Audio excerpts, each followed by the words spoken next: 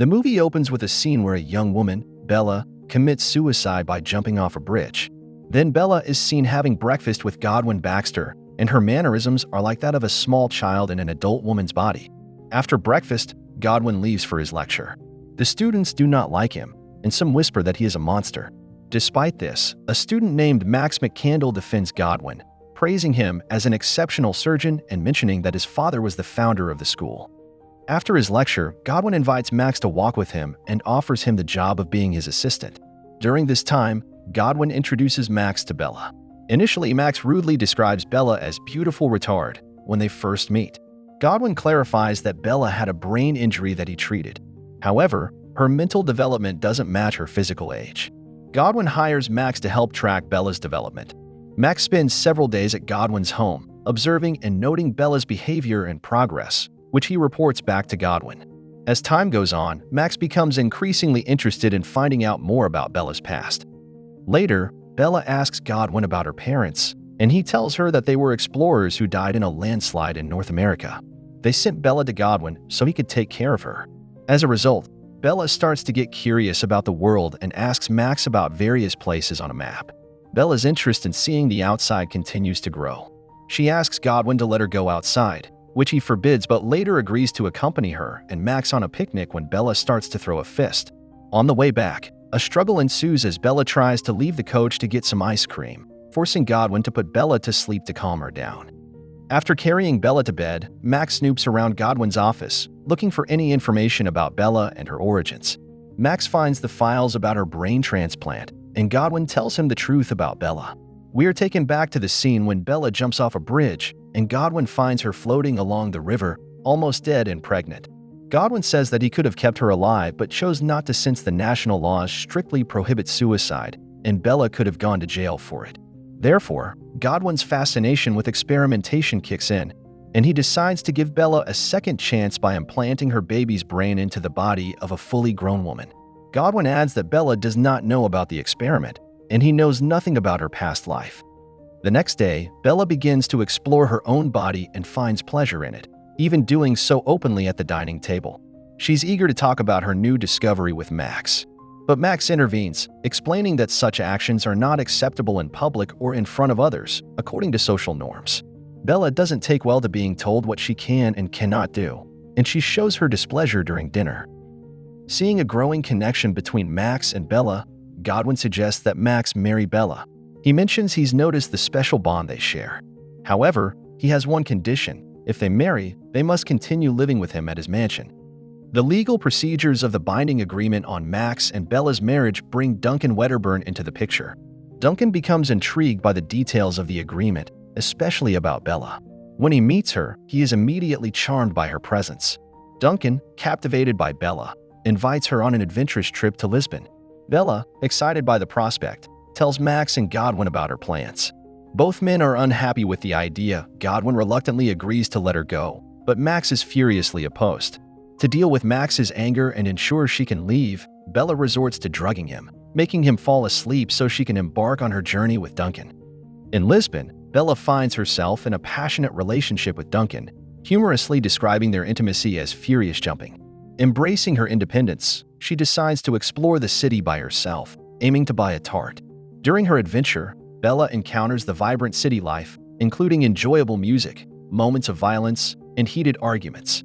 Despite getting lost, she manages to navigate her way back to their hotel.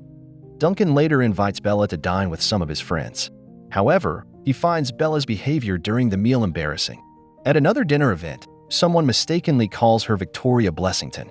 Bella can't help but dance energetically, captivating everyone's attention. Duncan, initially reluctant, eventually gives in and joins her in the lively dancing. As Duncan's feelings for Bella deepen, his behavior towards her begins to change, marked by possessiveness and jealousy. This shift is evident when Duncan instigates a fight with a man who winks at Bella during dinner, showing his protective and volatile nature. Furthermore, Duncan is deeply hurt and cries upon discovering that Bella had an intimate encounter with another man, indicating his strong emotional attachment to her. Meanwhile, Godwin is not doing very well back in London since he misses Bella. His distress, however, is attributed not only to missing Bella but also to the interruption of his research. Believing that the absence of Bella is hindering his scientific work, Godwin convinces Max to assist him in finding another subject for his experiments, hoping to continue his work and perhaps fill the void left by Bella.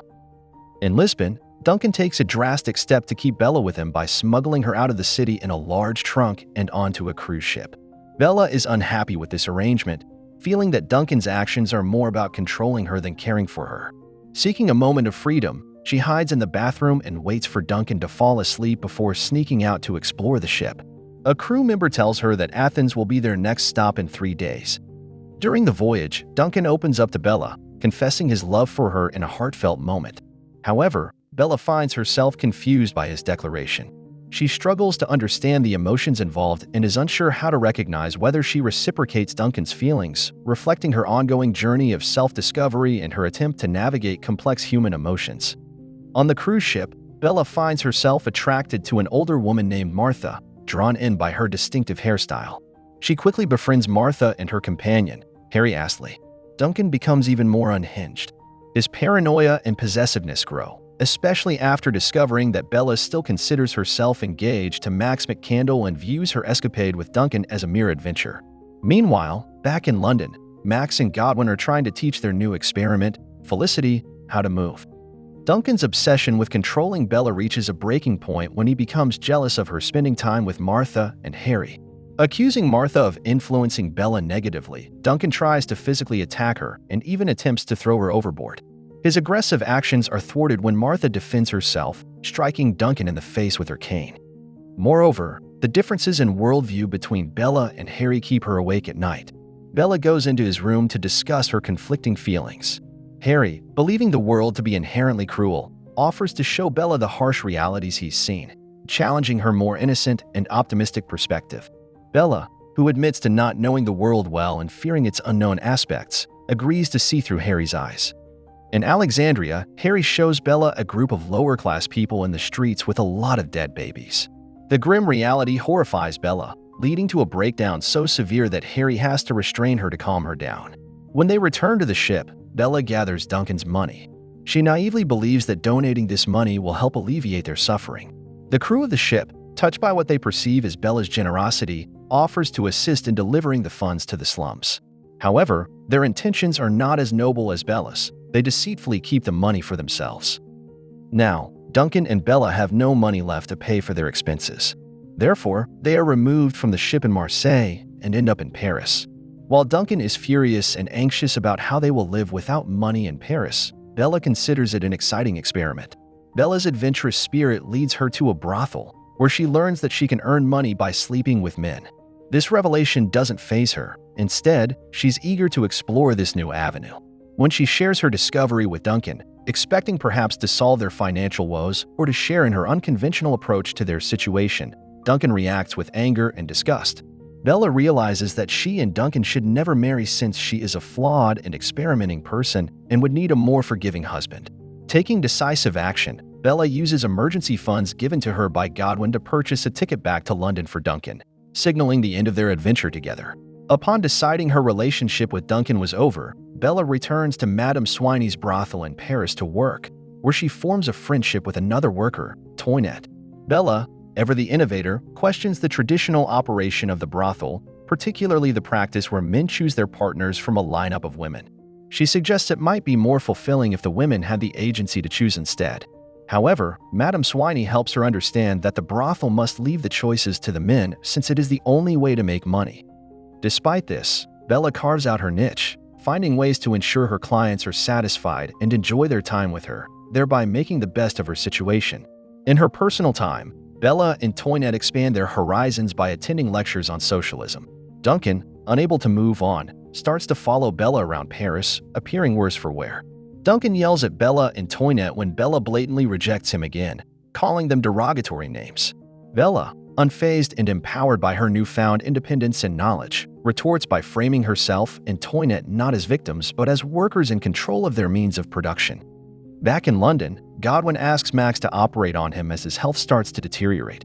Godwin knows he is dying and asks Max to find Bella. Meanwhile, in Paris, Bella's journey of self-discovery and personal liberation continues. She finds intimacy with Toinette, experiencing a deep sense of enjoyment and connection in their sexual relationship, a stark contrast to her previous experiences. Later, Bella learns from Toinette that the scar on her stomach indicated that she once had a surgery related to childbirth. Bella is taken aback by this discovery, as she has no memory of ever being pregnant or giving birth. Duncan writes to Godwin about Bella's whereabouts.